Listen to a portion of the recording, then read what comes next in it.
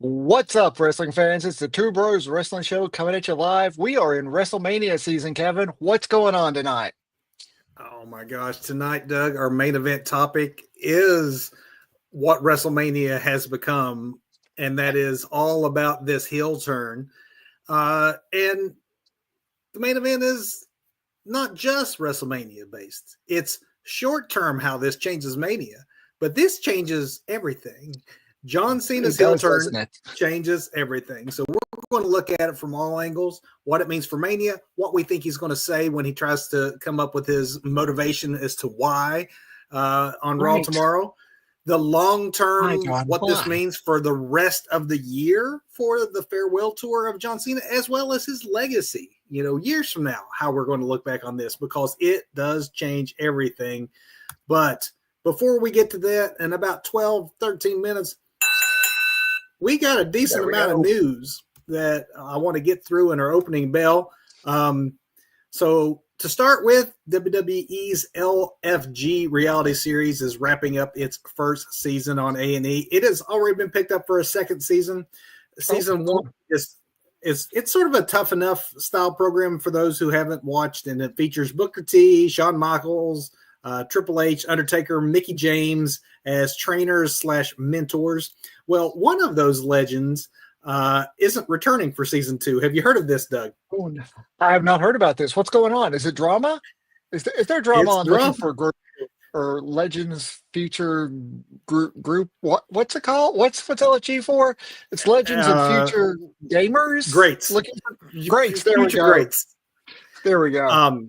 It's been What's up? revealed that Mickey James will not be back for season 2 and will be replaced by future Hall of Famer here in a few weeks, Michelle McCool.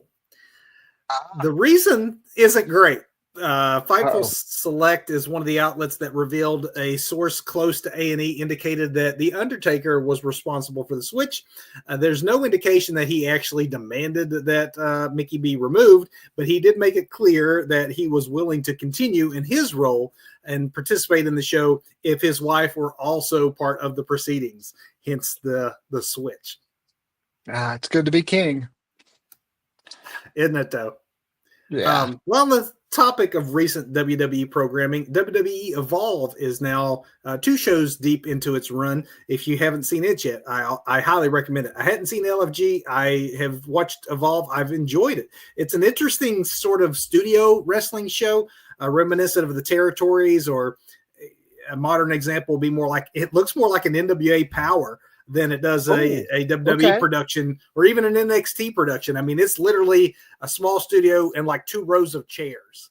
It's kind of Oh, refreshing to see that that's cool. from NXT, from WWE. That is very cool. But it's also Sorry, just interesting how the show is being ran.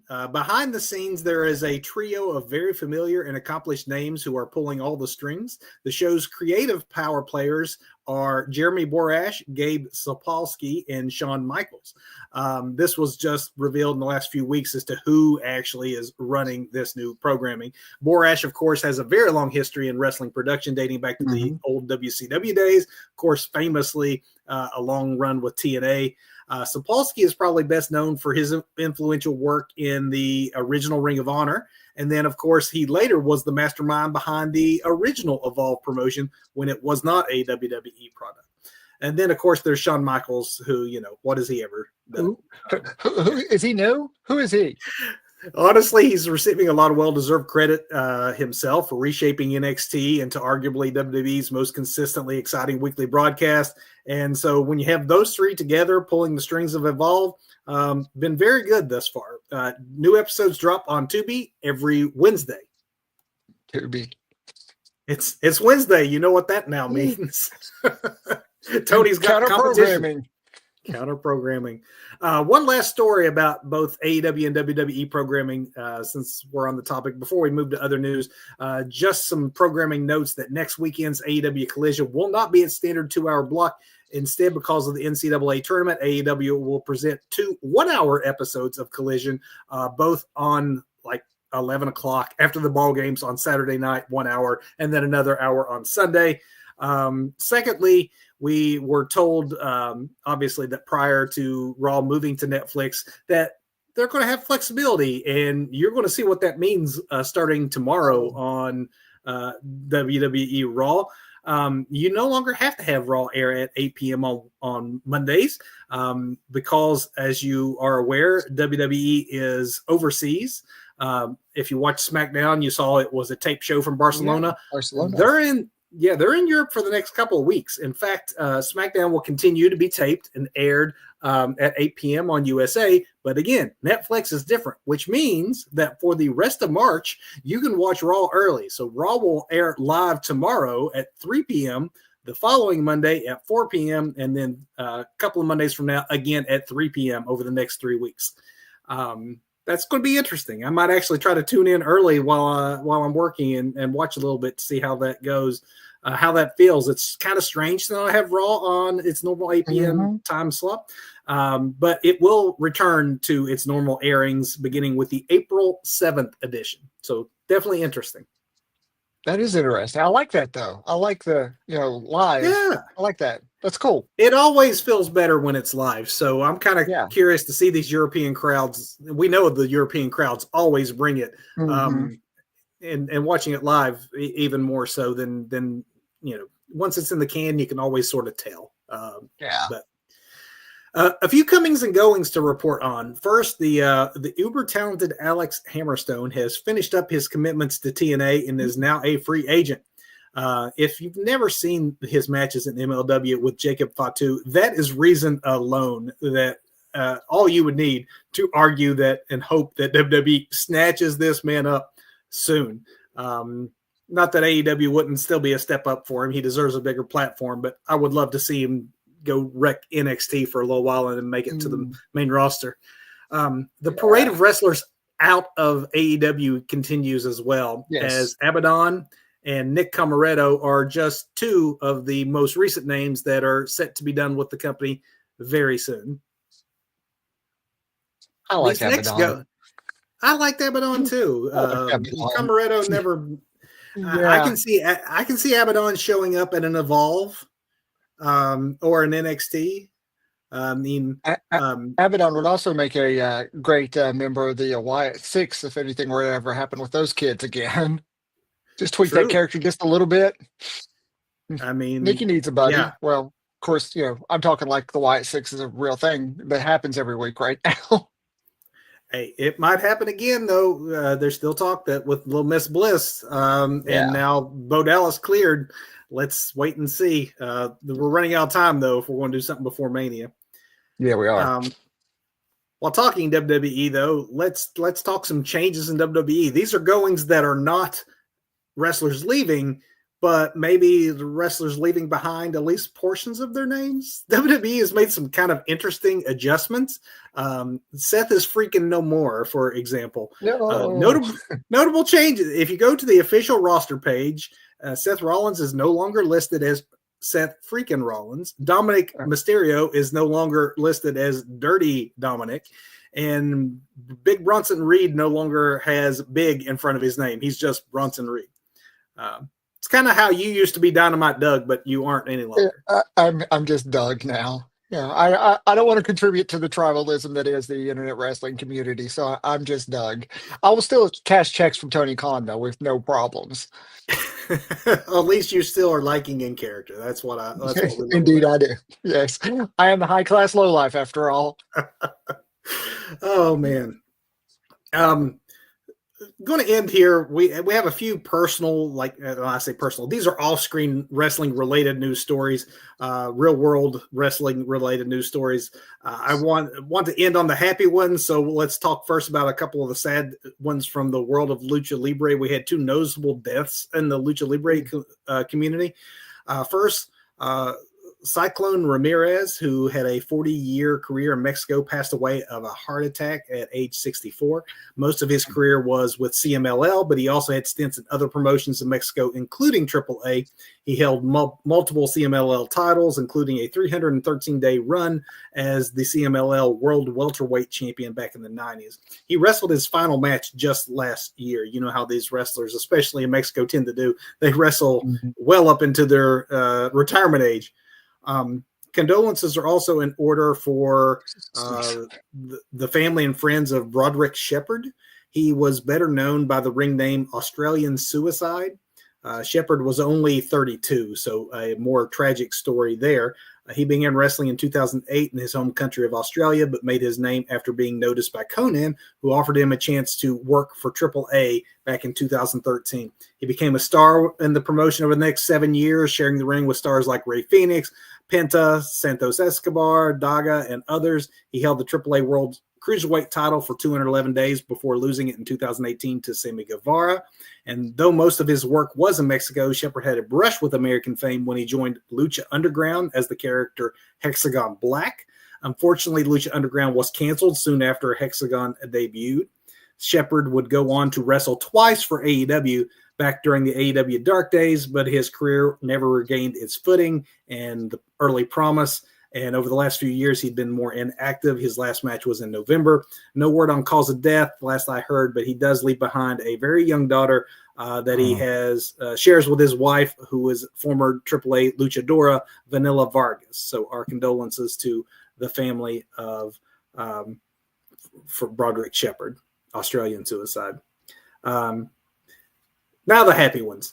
Congratulations are in order for two former WWE stars for welcoming their first child, Tennille Dashwood, also known as Emma, and Mike Rallis, also known as Riddick Moss. They recently had a baby boy. And then the last story is our congratulations to the upcoming inductees to your WWE Hall of Fame. Since we last met, we now know that Lex Luger he was surprised by none other than Cody Rhodes with the official news that the Lex Express will be making its next stop at the WWE Hall of Fame. And then this week, we also had Tugboat, also known as Typhoon, let the cat out of the bag and tipped off that he was being inducted prior to WWE actually officially announcing it. I figure we'll get something probably tomorrow. Typhoon will be going in as part of the Natural Disasters tag team with his late partner, Earthquake.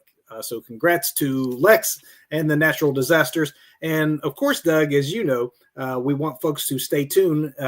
We are in WrestleMania season, the Two Bros Wrestling Show. We always, once we have a complete list of inductees, we do a show where we look at all of those going into the Hall of Fame, as well as what we think of their induction, whether they're worthy, what their greatest moments were, what our favorite matches are. Always a lot of fun to talk Hall of Fame, and we'll evaluate Natural Disasters and Lex Luger at that time.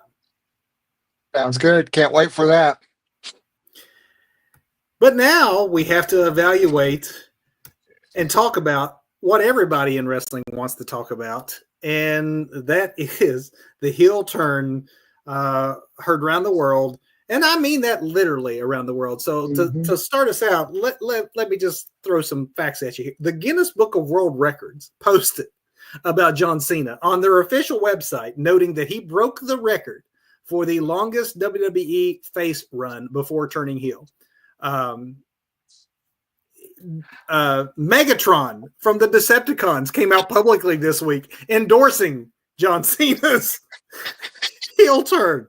Jon Stewart used an entire segment of The Daily Show explaining the whole U.S., Russia, Ukraine triangle by using the Cena heel turn as his analogy. The whole segment on geopolitics broken down as like, okay, Ukraine in this scenario is Cody Rhodes. The Rock in this scenario is Vladimir Putin. Like, it's brilliant. But and the U.S. was Cena, of course. But this is just what I mean, Doug. There is no one else that could have turned heel, because we know wrestlers turn heel all the time. You go back and forth. In the course of your career, you're going to be a heel or a face multiple times. This does not seep into pop culture like this. No one else would get that kind of mainstream attention other than John Cena. Yeah, I mean, everybody jokes about Big Show, face heel, and Rock even can go back and forth from face and heel in the same promo, in the past few weeks, what's going on there? But for John Cena, what is it, 20, 20, 21 years, something like that, has gone as a baby face, like 7,000 some days like that. That is insane to Insane. work babyface for that long, to the point where you, me, nobody saw coming what was coming at that pay-per-view, at that premium live event. Nobody saw that. I was already speculating of an evil Cody. Yeah, which apparently was on the table. Apparently, reports are that that's what Rock originally wanted, is that he wanted Cody to turn. And Cody, to his credit, stood up to the executive director and said he didn't support the idea. And fortunately, there was enough people in WWE's creative team to go, they honestly believe, and I think there's probably some merit to it, that the big crowds they've seen the last few years is Cody's crowd. And by turning him heel, that would be wasting this big.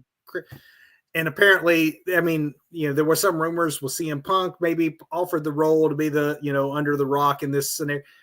It might have got there, but the second person asked was John Cena, and John Cena did not hesitate. John Cena saw an opportunity. And honestly, would it have worked as well with anybody else? I mean, Cody turning is something we eventually want to see. But at this stage, we've seen heel Cody, 3 years ago, 4 years ago, and sort of in AEW before he, knew he was a heel. He was kind of a heel. He didn't know he was a heel. He was working babyface, but didn't realize he was a heel. Looking at his history, can you think of anything, before we get into how this does change everything, looking at the past, I know Seth Rollins turning on the Shield probably is the last big one like this I can remember being like shocked. But that didn't, Megatron didn't come out and talk about Seth Rollins. It has to be the only thing even close. Mm-hmm. Hogan dropping the leg on Randy Savage. Yeah. Hogan, that going heel, I see a lot of comparisons to, the whole NWO Hogan coming out, even they have Hogan and Rodman, we even have our own Rodman here. I was talking about this just yesterday to a guy that cuts my son's hair. We were talking about this, how, we got to see, Hogan go full on heel with the NWO. Yeah. We see, it happened with Cena now, and then the analogies come up about, well, they had a Dennis Rodman, Rock and Cena have Travis Scott, for what that's worth. I don't know. I don't think you can compare Rodman and Scott, but I don't. What do I know? But I think part of the reason why that is the only example I could think of is that because folks go back and forth between heel and face so often. Mm-hmm. The Seth one didn't have the same impact because Hogan was the face of a generation, the way that Cena was the face. Like, for it to really mean something, not only do you have to not go back and forth like most wrestlers do, you have to be the man. And there's only, one of those every generation, only one top spot. Hogan occupied that top spot as a face, which is why it was so shocking. John Cena, Mr. I've granted more Make-A-Wish wishes than anyone in the history of Make-A-Wish, has definitely been the face of wrestling. That's why Jon Stewart or Megatron or, but you don't have to be a wrestling fan to know Hulk Hogan. You have to be a wrestling fan to know Seth Rollins. You don't have to be a wrestling fan, though, to know John Cena. He's one of those transcendent figures, and that's why this was so shocking. And there really isn't any analogy other than the one from 30 years ago at this point. Right. And I don't really know how long Hogan was a babyface, but it can't be 20 years. It's just not. I mean, I mean, like I said, Cena has like the Make-A-Wish record, the babyface record. And I really think it goes a long way to his acting career now too, because he can go, look, I'm showing range. I don't think, I don't know of any modern wrestler. My wife was just saying the same thing before we went on air. She was wanting to know what we were talking about, and I was telling her the subject Hmm. matter, and she instantly said exactly what, like, oh, this is his acting career. The Rock can play Yeah, all kinds of different roles. We have mostly seen John Cena in he's the goofy guy. Like, I mean, he plays right. goofy very well. Very well. And he can now the action hero thing, sure. But I don't think either Rock or Cena have that Dave Batista range, and they're never going to Yeah, be the actor that Dave Batista is. But I don't think Big Dave is trying to work that angle in his acting career. I put Big but Dave on a higher, but this Cena, could help. Yeah, this could it definitely help absolutely Cena. could. He's young enough in his acting career that there's a lot of opportunity down the road for him. And this is one way of maybe showing that I can do that. I can be Yeah. more than John Cena, the professional wrestler that you've seen for Hmm. 20 some years. I have range and I'm about to show it. Um, Yes. Doug, tomorrow, if for those folks that are watching this live, tomorrow on Raw is the very first time we get to see John Cena actually have an Right. opportunity to explain himself. Obviously, this is a big promo moment in this character, and this is a big promo moment on your way to WrestleMania. The best villains always need a rationale for making it like believable that Mhm. they believe in their own minds that they are the Right. good guy. This will be the first time that John has to give his rationale. Any thoughts, armchair booking, or any just thoughts as to exactly how he's going to solidify this heel turn in So a way that makes a lot of sense to, for his motivation? So I think the motivation is right there because Big Match John has had such a hard time over the past year or year or two where he's been a part timer of coming back and nailing the big matches. He's always been choking on them, right? He's done a great job putting other wrestlers over, but where is his wrestling career gone since he's went to Hollywood and now he's like Hollywood John Cena, right? So what does he need to align himself? Of course, he aligns himself with the biggest wrestling star that's made it in Hollywood, which is The Yeah. Rock. So there's the alignment right there. It all makes perfect sense. On multiple angles because Rock is the on the board. Rock is in Hollywood. It's such a vehicle for John to jump on, and And let's not I, forget that there's a big history between Cena and The Rock, and one of the most memorable 2 years of WrestleMania matches we ever had was Rock versus Cena. And in that version of the feud, Cena was constantly berating Rock for leaving wrestling and being a mhm, Hollywood sellout. So, what better way to turn yes, John than to have him not just sell out, but to go Hollywood himself under his mhm, former enemy's tutelage? yes. Um, Let's see if Cena starts writing promos on his hand now. exactly.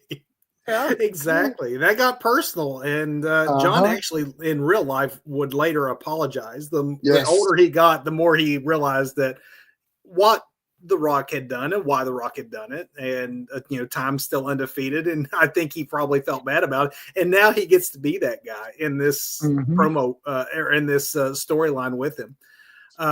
Definitely that's the easiest motivation. I think he can tie in, without saying he's desperate, he could show desperation, Hmm. because this is it. This is the final run. The fact that he has a time a clock ticking that most wrestlers Yes. don't have, at least they don't have it as part of their storyline. He wants to be the all-time leader in world championship reigns. And he's running out of time. He's tied with Ric Flair at 16. And for the most part, he's been on a very, very steady losing streak the last few years, as you Hmm. noticed, which could also tie into it. Snapped, right?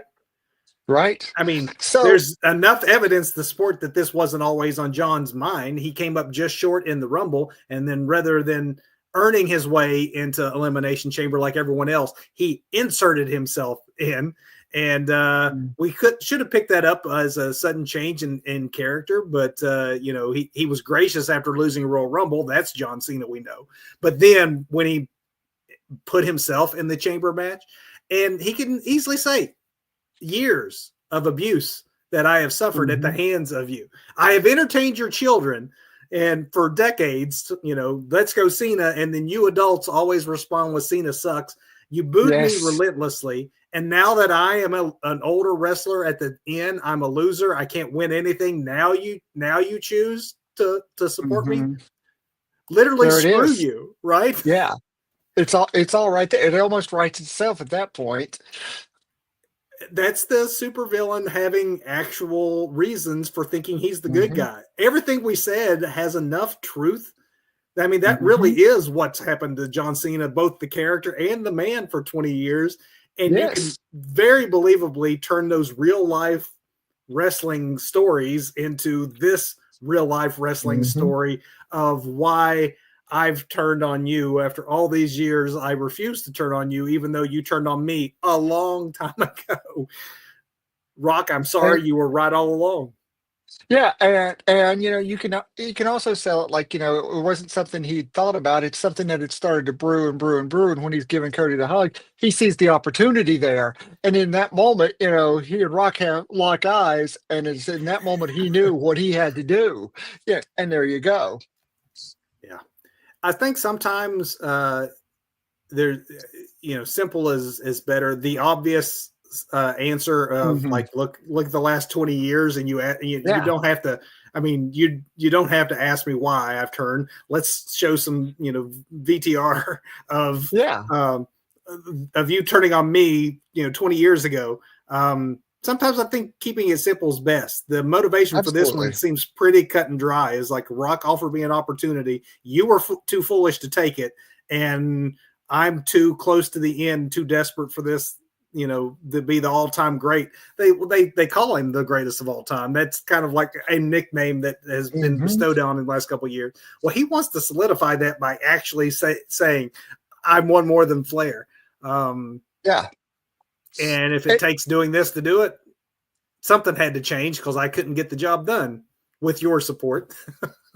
so I don't think we're going to see the Doctor of Thugonomics again. Don't think that's going to No, happen. But are we going to see a different character? We've got the final boss. We've got this new John Cena, this heel John Cena that we've not really seen before. When he was a heel, he was the Doctor of Thugonomics, or what was it back in the OVW days? He was the prototype back then, like a Terminator kind of character. So what do we get to see a more corporate Cena now? Do it's no more it's an jorts? it's an interesting thought, just because the heel turn itself is so shocking Hmm. that you almost forget about the fact that there's still a lot of way to go before WrestleMania. Yeah. And we've seen John Cena turn. We haven't seen Hmm. John Cena play the heel since the Nope. Doctor of Thugonomics, which, much like his acting roles, was kind of, though he was a heel, he was goofy as all get out.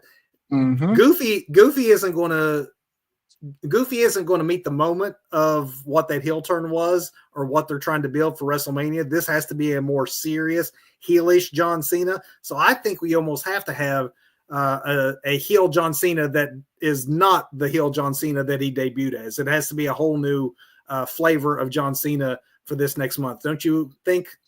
I think you've got to sprinkle in the ruthless aggression. You've got to sprinkle that in, but there has to be something new, something different there. No thugonomics, but definitely ruthless aggression to go after what he feels he deserves at this point.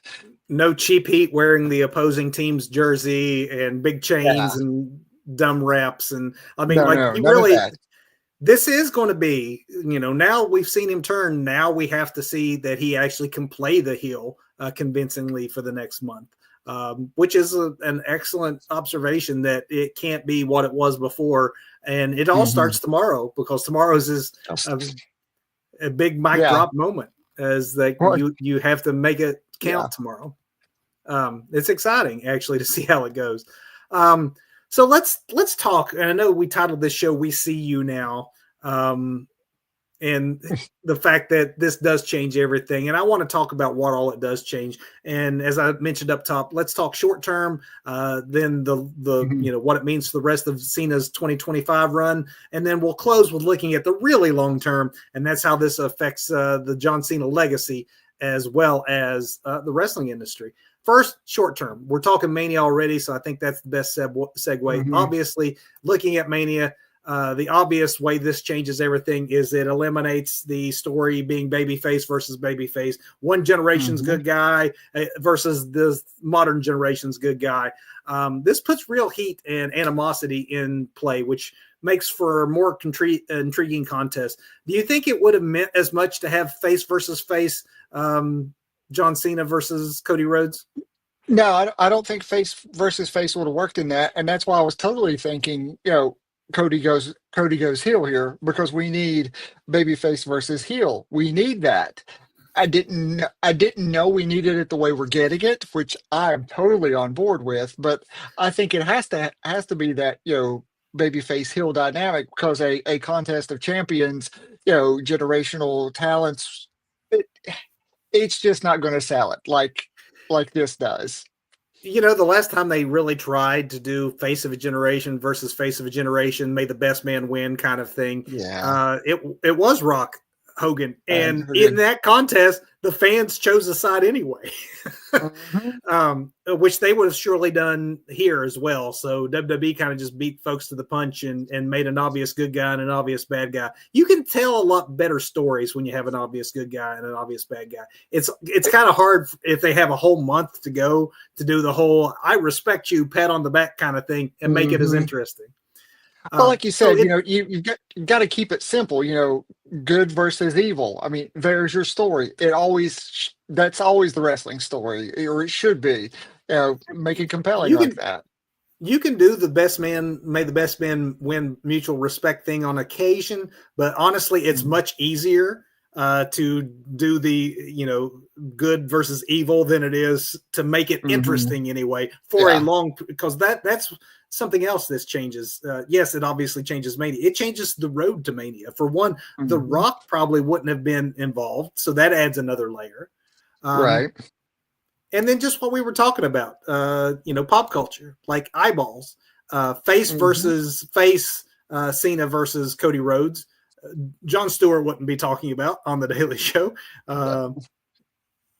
So I think there's a real chance that you get eyeballs from either casual wrestling fans or lapsed wrestling fans who might think, oh, wow, this is interesting. They would not have blinked. All of us obviously will watch Mania no matter what, but I think there's a lot of folks outside of the hardcore who might tune in now and maybe wouldn't have without this Cena heel turn. Absolutely. I think we're going to see people who maybe came on board with like Peacemaker. They're like, what? This guy was like, what? I want to see this now, because basically we have Peacemaker versus Homelander anyway now, but it's kind of flipped. Let's talk. Well, I don't want to talk about the actual outcome because this isn't our prediction show. We'll have that in a few more weeks down the line. But I do feel comfortable in saying this, that as far as how heel Cena changes WrestleMania, is that when we thought Cena was winning the Rumble, we also were looking ahead at the time as to, it being a very likely easy Mania victory for Cody. Now with this new set of circumstances, I think the outcome is way more in doubt than it would have been with a face Cena. Yes, I agree. Because this kind of flips things a bit, because I have some ideas for the future for the rest of this hill run, but I'm not sure how or when those things launch, or what the outcome is now. Where does this lead post WrestleMania? It's kind of hard to call. John Cena winning the Royal Rumble, like we all thought, would have led to a what we all thought was going to be a may the best man win. One time only in his final year. And I could very well see a John Cena getting up and shaking Cody's hand, raising his arm. I mean, it kind of was obvious that it was going to go towards a Cody victory. Again, this isn't our prediction show, because right now I could totally argue it either way. It's definitely, and it's better when you don't know. We've said that before. Absolutely. It's much better to, sit back and watch and see the story unfold instead of knowing already, foregone conclusion. Cody's going to win. Cody doesn't have to win. Not now. No. And you I think provided us a good pivot point because you talked about you had some thoughts for the rest of the year. So I think we've covered how it changes Mania. It most obviously changes all of Mania season, but we got more than just Mania. Mania will be over with in a month from now. We got the rest of 2025 in John Cena's farewell tour, and I want to talk about that just because it seems so obvious what a farewell tour is. It's the cowboy riding off into the sunset, selling all kinds of "We love you, John" merch, saying goodbye to fans, and now we got him as a heel. Another reason why it was of all times to do it, this was the most shocking time. So let's look about what this rest of the year might look like for John Cena, whether or not he wins the title at Mania. Let's talk out of the ring stuff first. Things like merch sales. Obviously, WWE is gambling on the box office of WrestleMania being greater than the merch loss because Cena was always a big merch seller with kids. Doubly true if he's retiring, you can get that final John Cena farewell shirt. I don't know though that heel Cena, for as cool as people find it, adults find it. Do adults go buy heel Cena gear? Is that going to equate to the same amount of money that they're leaving on the table? I'm going to say, from buying for kids to buying for adults, I don't think you're going to move the merch, but I do think that brings up an interesting point of what if this actually does kind of backfire on the WWE, which I think we kind of saw a lot, just a smidge of on SmackDown, where, we had a "Let's Go Cena, Cena sucks," and, the crowd kind of turning on Cody near the end of the show. What if that actually happens IRL, throughout this build to WrestleMania, and even during the match then? Like you said, we had Hogan and Rock back in the day where Rock had to work really hard to, be the bad guy in that. Could we see that? And how does that affect merch sales? Because I think, maybe everybody starts thinking, "Oh, hey, this is the coolest thing we've seen in quite a while." There's a whole bunch of old marks out there like us who really, really, got on board with Roman Reigns once he became the tribal chief, where we were like, "God, just stop pushing him. Stop it. We get it. You like the guy. We don't." We But said at the top of the show, the only analogy we could think of was Hogan going from the biggest of babies, say your prayers, eat your vitamins, to NWO. And yeah, NWO ended up being like the coolest thing in the world at the time. yeah. And we all cheered for the NWO. So that's a good point. This Mhm. could, we all decide that this is really cool. It could backfire with enough momentum, come WrestleMania and these large international hardcore crowds who may not necessarily Right. react the way that you want them to. That's I an mean, excellent point. and it's the second time Rock has inserted himself into WrestleMania, the second year in a row where things did not go the way he had planned. So I Well, will happen. I don't know. Will the merch sell like it did yeah, for the kids? I don't think probably so. not. I don't either. And so they are leaving money on the table on merch sales, and I guess they're hoping they make it up in pop culture Hmm. awareness for WrestleMania. Yeah. And let's talk elephant in the room. We've mentioned it a time or two, but no entertainer in the history of Make a Wish has granted more wishes than John Cena. That's a very real world and very serious thing that is also at risk for WWE and Cena. They obviously can find their way back there, and I think we'll get to that Right. in our show. But now that is obviously something that they're willing to take a back seat on to really sell this transformation. So I can't confirm this because I've only read it from one source, and I like to collect multiple sources. But I've read that WWE is trying to trademark "Break a Wish." Oh no! Oh, that Yes, I hope that and that is that's not true. and it just it hits so it's just so bad, but it would so work. And it's so like it's more, I think, Yeah, McMahon era WWE than current state WWE. But still, I really hope that's not true. But I have read that.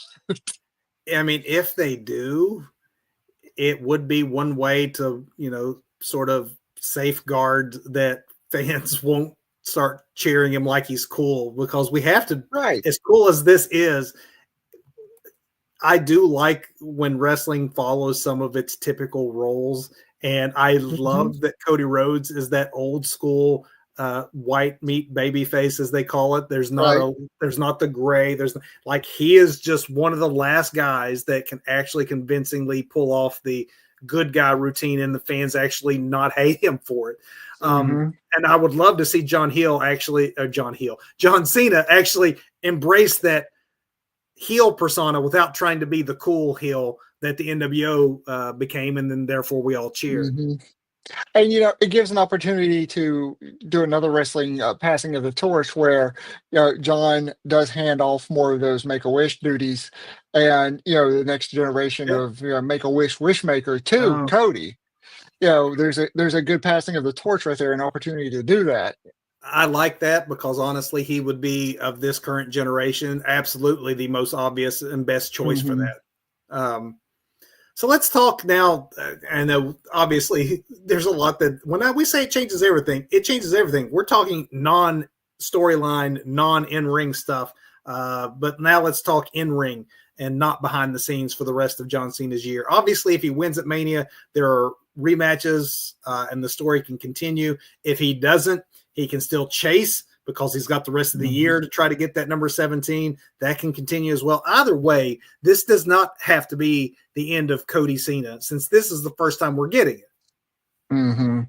This is so true because like you said, if he does lose, then he has opportunities with the board of directors to grant him these opportunities. Yeah. As he chases. I mean, it's so easy to insert him into any little thing. I'm not sure how many appearances John has booked and has like contracted for this year, but It was like 20 some. It was like 28, okay, 27, somewhere around that. Yeah. okay. So with those, either way, win or lose, because I certainly hope there's no draw. It's WrestleMania. You should not have draws at WrestleMania. Win or lose, the opportunity does exist to continue this and to Yeah. continue the heel Cena. But do you think it goes all the way to the end of the year? Do you Well, think we retire with the heel Cena? as much as I would like to see like John Cena versus um Gunther, or John Cena versus CM, like them renew their feud. I just think McIntyre. There we go. McIntyre, just because of the amount of time we have left, I don't know that I don't see for most of this year John Cena being around Rock and or Cody in some combination of that. Right. Anything else, honestly, would I mean Bronson Reed, like or Brum Breaker. We've never seen that. Like, there's a lot we've never seen, but there are not many people in the league of legends that is John Cena. Cody League of Rhodes is Legends. maybe Roman gets gets a taste of this at some point in the year, but I just think that the story is going to be Cody, Cena, and The Rock. Let's not. We also have The Rock to consider. He might be behind the scenes right now, but there's enough 2025 left that The Hmm. Rock can have an in-ring story to tell with John Cena and Hmm. Cody Rhodes at some point as well. I just feel like anything else with the what is it now? By the time we get to April, we'll have 8 months left. If you have Yeah. an 8 month way to wrap this back up, I don't know that it's going to leave the main focus of those three guys. You're not going to have a tangent storyline for a couple months where Hill John Cena is, feuding with Carmelo Hayes for some reason. There's just Right. not many people on the level that you can keep that 25 appearances meaning something unless it's something with the greater, like the main event guys of Cody Mhm. and then Rock. I do think that Rock will at some point, SummerSlam or something. I think Rock Cena is not out of the question if we go for a redemption story or See, that's just it. yeah. Because I think Hill Cena needs a redemption arc this year. I think he gets it by the end of the year. But Who else? Who does he go up against in that redemption arc? And I think to your point, there's nobody but Rock Rock. that could be. Yeah, the final boss versus unless Rusev shows up and redeems him somehow. I So, mean, I'm glad we see it that way because it really is. You took the nuclear option, and mhm, because of that, there's nowhere you can't go back down and make it no. interesting in just 8 months. You have to keep it at the top, and that is eventually Rock wearing out his welcome with John Cena, and John Cena finally getting tired of it. And when he does, despite the heel turn, the fans will Mhm. re-embrace him. I do think that the Rock will play a critical role in this. This is not the John Cena Cody Rhodes story. This is the John Cena Cody Rhodes The Rock triangle, and it has to stay that Mhm. triangle. Yeah. SummerSlam. I mean, yeah, obviously you need a big event beyond just WrestleMania. That would take you, 3 or 4 more months at least of this storyline, and then maybe you could have a couple of months of a farewell tour. Um, That's a good point because I was going to say I think SummerSlam is too early, but I got to remember John doesn't have every Monday, every Friday booked throughout the rest of the year. We have limited appearances, and that gives plenty enough time to reset hustle, loyalty, and respect back into the George Swearing John Cena. Because I just really imagine a completely different John Cena showing up tomorrow. We're not going to see the jorts and all no, that. I don't. no, they're gone. That's Yeah, gone. I would love to see a full suit and a shaved head and just looking all fit and vicious. But we'll see what we get. So, do you see for the rest of this farewell tour, 2025? Do you think that there's a side story for Cena with a Punk or a Reigns, or do you think that it stays on Cody and Rock and that dynamic? I would love to see some Cena mixing it up with others, but you're right. There's not enough opportunity and not enough time, and this has to stay at the top. This can't even float around to other people at the top with a Roman Reigns or CM Punk. We've seen we've seen CM Punk before. Uh, Love to see it again, but yeah, Yeah, I mean, yeah. and there is some unfinished business there, so it might float into the realm of Punk, but I doubt it. I think it needs to stay where it is with Roxina, like you're saying. Would Which I mean, that obviously means this is not over within a month by long Right, shot. right. Um, It can't be. And again, this isn't our prediction show, so we're not saying at Mm-mm. Mania per se. I think there will be multiple. However Mania turns out, I think that we will see at least one more, if not several more, Cody Cena matches. I'm going to put you on the spot, though. Again, All not right. predicting Mania per se. We have 8 months to predict this. Does either heel Cena or redemption seeking face Cena become the all-time winningest champion in wrestling history? Do you think he gets 17 in this final year? At one time, I would have argued one way for this, but I've got to say yes. Cena gets his 17th championship this year. Don't know when it happens yet. Not sure when to call it yet, but this year I think he gets that 17th championship and surpasses Flair. So I know why you want to argue it, and it's the same reason that I do. Is that there's that little kid inside Mhm. here somewhere that goes, no one should ever have more title reigns than Ric Flair. Right. Right. This is where Hill Cena does change everything, though, including this old Mark's mind, because I would Hmm. have argued against it just because I didn't want to see it happen with John Right. Cena. But now heel John Cena and this storyline, I can make a case for that might actually be kind of a cool way if it were to happen Yeah. for it to happen now. I think it will happen too. I agree with you. And I'll be honest. I think as much as I would love for that to live in perpetuity as Flair's record, I Hmm. think for this storyline, I think it should happen at some point this year. I think it at this point Yes. should happen, which I Yeah. never thought I would say. Never No. thought I'd say that either. Um, so yeah, I think we're kind of in agreement for what this year means is that John Cena at some point is going to be champion. get number 17. We have come to agreement that John Cena does not retire a heel, even though there's only 8 months. We both think that he goes back to the face side.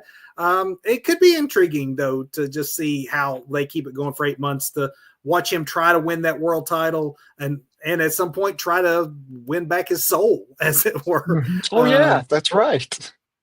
I mean, that's a compelling way to, you can tell 8 months of stories just on that alone and not have to involve anyone. Which brings us to the final thing we want to talk about, Doug, and that's the biggest of pictures here. And that's how, even beyond Mania, beyond the farewell tour, how this heel turn is going to affect John Cena's legacy once he hangs it up, as well as how it is going to affect wrestling as a whole. There's not very many forever good guys. Ricky Steamboat is the only one I can think of. Yeah. Never, ever went heel. Cena obviously started as a heel, just like Hogan did. But for the most part, once that was over with, people knew him, then. Obviously Cena can't have the distinction as never having been heel, but he could have became probably the closest thing since a Ricky Steamboat to being the guy that was always beloved. And that's no longer going to be part of his legacy. But I think it just solidifies, though, Cena's legacy as the fact that they saved that nuclear option, the thing that fans spent decades and decades begging for. They just denied it to us until the very end, when we all least expecting it, making it more shocking and memorable. And I think it kind of rounds out Cena's legacy in the same way that Hogan NWO turn in the 90s did for Hogan. Yeah, absolutely. Haters into fans. I mean, isn't that right, Oreo? Oreo's in agreement. I mean, we all hated Hogan, and we hated him as a babyface. And then he turned heel, and we were so shocked. We actually liked Hogan and appreciated him better in that time because the NWO was cool. I think that it's going to be a very similar thing here. It's the same as, going to the tribal chief and the whole bloodline thing. We did not care for Roman Reigns, who were being force-fed for the longest time as a babyface. Turn him heel, make him a tribal chief. That's gold. When Hogan went into the Hall of Fame, I mean, people still thought of the red and yellow and, say your prayers, eat your vitamins. But when they show the clips of his career, that big leg drop, that big shocking moment was part of that story. Now John Cena has a complete story. It's not just I was, this weird heel character that people didn't like, and then I became John Cena that was a divisive, head of the industry for 20 years. He will go in wearing jorts into the Hall of Fame. Oh yeah. But that's how we will all remember him. But a big part of that clips package is going to be that look to The Rock and that kick to Cody Rhodes. Absolutely. And, will we get anything like this anytime soon again? No, it's impossible to get that. Anytime soon anyway. That's it, man. You nailed it. That's exactly where I wanted to bring it home, because if we talk the biggest of pictures, and that is the wrestling industry itself, it is not hyperbole to say this changes everything. Just because this really does change the whole industry. This was the nuclear option. What could WWE, Tony Khan, or anyone else do that would alter the landscape like this? There's nothing else. That was the only choice that you had. And you're right. It would be years. There's no one else that has been as popular or as protected. And to pull off a surprise of this magnitude would take, a couple of decades of patience. Right. You'd have to have one of those Cena Hogan generational talents that everyone's already embraced as this is the guy. You would have to have him stay the guy for a decade. You would have to, resist the urge that everyone has to heel face. That's just wrestling. You would have to be patiently, nope, we're keeping him one way. And then you'd have to pull the trigger. So will this happen again? Maybe. But will it happen in our lifetimes? We will be very old men before it could, because you're going to have to build somebody up for 15 years before it could happen. That's how game-changing this is for the whole wrestling landscape. And with that, Doug, we see him now. Yeah, we can see him. Big finish. Doug, what is your botch of the week? So, you know, I was gonna go with having additional like non-wrestling talent involved with wrestling because first we had Travis Scott, and then we had, even beyond that on. Let me get this little fella off my lap. Beyond that, we had on Dynamite, the one of the co-stars of what is it, Queen of the Ring, talking about Oh how yeah. wrestling it just Oh totally man. ruining the business. Yeah. Not that all of us old marks don't know any better, or anybody who watches. We get it, we know it is, but that's just like watching Star Wars and somebody going, all this is fake, right? I'm here to be entertained, right? Yeah, I get it. We don't have spaceships and everything. I get it. Wrestling is scripted and predetermined. Don't announce it in an arena. Don't do No, that. that was really bad. And she tried to explain later what she actually meant. It doesn't change what Yeah, she no, actually said. no, you're totally killing the business there, as Cornette would say. But it's yeah, that's my botch. I wrestled with that My and like some other things, but I came back to that as the botch for this week. my botch is from that same show, and All that right. is Tony Khan's booking. It was a Oh, great pay-per-view. It was a great pay-per-view. There was a lot of classic matches. There was a lot of matches, and we'll get to that in a moment when we get to our match of the week. There's a lot of things that you could pull from that show that was yeah. incredible. Not incredible was their choice of their main event. Man, Mariah okay, Mariah that was May. my second thing on here Yeah. that I went back and forth about the screwy booking of Tony Khan or that, and I went with the ruin in the business kind of. So Yep, I sorry, but yeah, totally get it that your world title should be last.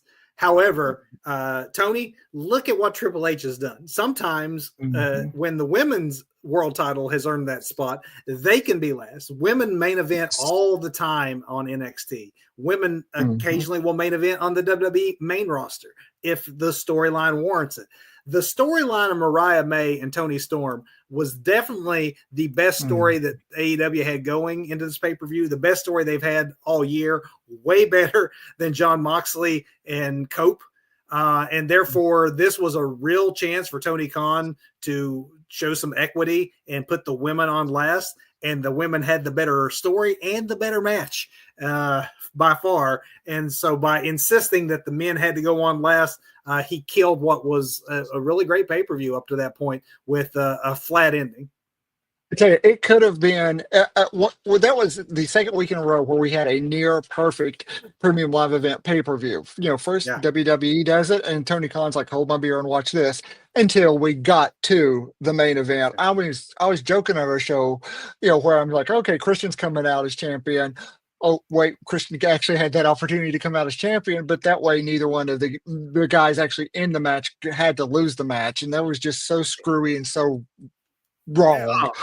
I'm glad you brought that up because my botch really was that Tony and Mariah had earned that spot. But you're right. What they replaced it with not only was not good and not up to those standards that the women put on, then they had the screwy finish, which made it even less desirable to be what would go on last and was just awful in all regards. It was just a really horrible way to end an otherwise fantastic show.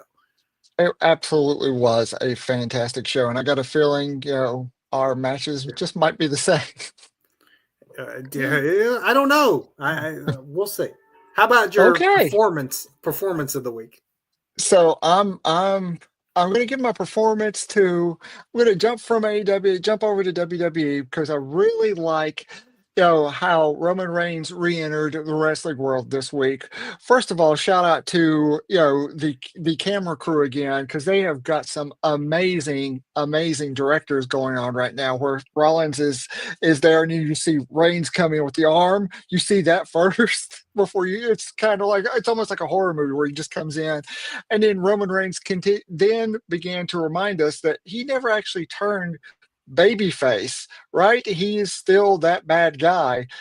And not only with what he does to Rollins or what he's going to do to Rollins, but when he sees Heyman with Punk and he goes in, that whole thing was just a excellent performance, excellent wrestling performance, showing that, hey, yeah, I never really turned babyface. I'm I don't know if we can call him a heel either. He's occupying that weird, like almost stone coldish kind of area where people are still going to cheer for him at this point. But he's neither babyface nor heel. He's just out to take care of business.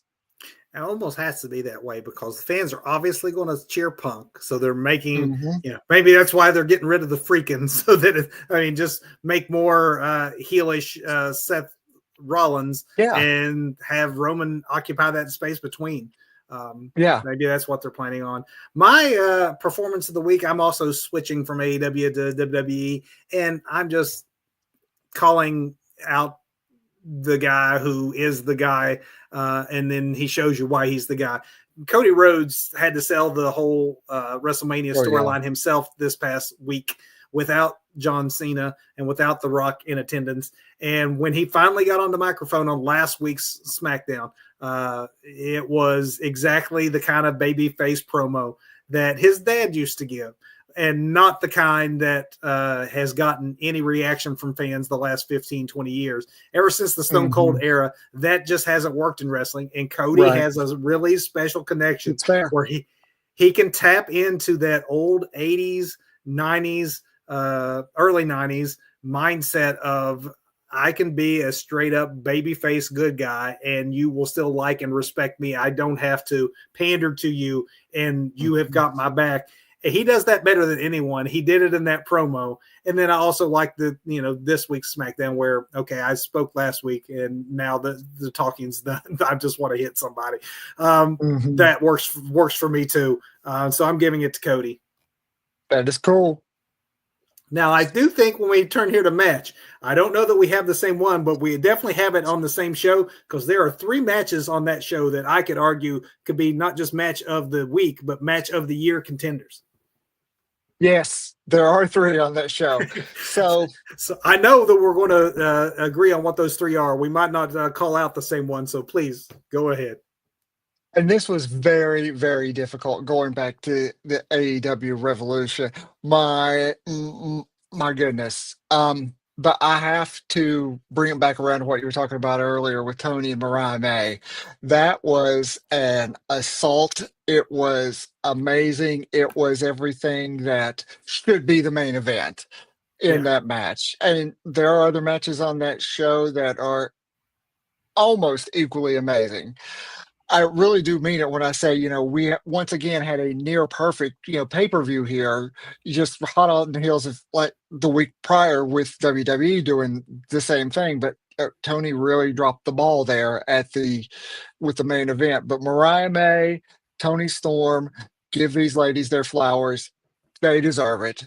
Amazing performance, amazing wrestling match. I'm so glad that that's the one you went with because when you said earlier, like, I think we'll probably agree. I thought you might be going for the cage match with Will Oh man, and it was hard. It because was really, it because it was fantastic. But it no, was and then Takeshita and Omega was fantastic. absolutely. You had 3 straight 5-star matches on that pay per view, Mhm. and then you end with the turd in the punch bowl that was the main event. Right. Like, I mean Yes. that's why the crowd was burned out by the time they got to there because they had seen 5 almost perfect wrestling matches. I, like Mhm. you though, give the nod to the women because not only was it a 5-star match like the others were, it was the culmination of a much longer story. Yes. Long. And Yes. when you put the long story that they told and the Hollywood ending that they did manage to pull off, Yes. and it was shocking in that you don't often see the women's match look like Mm. a horror movie, and these Yeah. women brought it. They did not pull anything. They did not pull any punches. They told a perfect ending to a brutal Mhm. story. They should have main evented. That was my match of the week and my main event of that card. Yeah. Yeah. That it should have been the main event. Both women And were amazing. Both women were amazing. absolutely amazing. But yes, if you did not see Revolution, definitely go back and see it. There is that 3 match. The whole thing is Mhm. good outside of that main event. And Yeah. then there's 3 matches that are literally match of the year type contenders, all Absolutely. on one Yeah. show. So let's not forget in this whole world of John Cena turning heel, and we are on the road to WrestleMania. I know we give Tony Khan a lot of, you know, we just did it tonight because of the way he booked that main event. However, when it comes to pay-per-view, let's give Tony some Solid. flowers that there is Yeah. still, despite the fact they're maybe not at their biggest peak when it comes to selling tickets or buy rates. When it comes to pay-per-view, AEW they're hard to beat. They really are hard to beat when it comes to match quality on a pay-per-view. That AEW is consistent, and this could probably be a show in itself because they are consistent with their pay-per-views, but they give away so much pay-per-view quality throughout the week sometimes that, Yeah. but you can get a lot bloodier on a pay-per-view. And they And did. And you should I'm watch it if surprised. you have not. If you haven't seen what Doug and I are talking about, and there's one match you watched from this past week, hands down, that Yes, gets our vote. Go watch it now. yes. Just turn us off and go find that match. Hey, you can turn us off because that's the end of the show. Let's wrap it up. You don't have to be back until next week, which we hope that you will do so because we are in full WrestleMania mode when we drop our next episode on the 23rd, next Sunday. We are talking WrestleMania Mania. That means to be a wrestling fan this time of year and what we think about the build thus far, match by match. Is it a Mania-worthy match? Is this going the direction we'd like to see, or is it lacking a little something? I know you all will have opinions on that, and we want to hear them, and we hope you come back to hear ours. Thanks for watching, everybody. Don't forget to like, share, subscribe, all that good fun stuff. And go watch some wrestling. We'll see you next week.